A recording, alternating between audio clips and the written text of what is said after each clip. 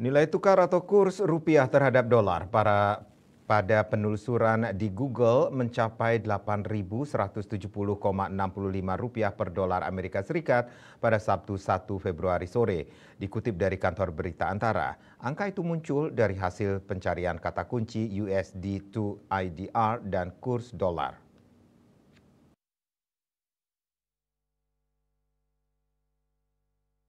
Kepala Departemen Komunikasi Bank Indonesia (BI) Ramdhandeni Prakoso di Jakarta Sabtu menyatakan level nilai tukar 8.100-an per dolar Amerika Serikat sebagaimana yang ada di Google bukan merupakan level yang seharusnya.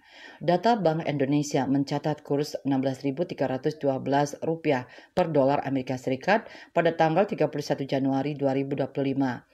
Untuk diketahui, nilai tukar rupiah kurs pada penutupan perdagangan Jumat 31 Januari melemah 49 poin atau 0,30% menjadi Rp16.305 per dolar Amerika Serikat dari sebelumnya Rp16.257 per dolar Amerika Serikat.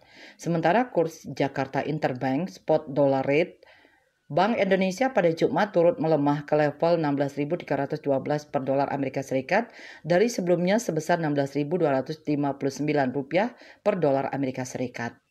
KMB Bali Pos melaporkan.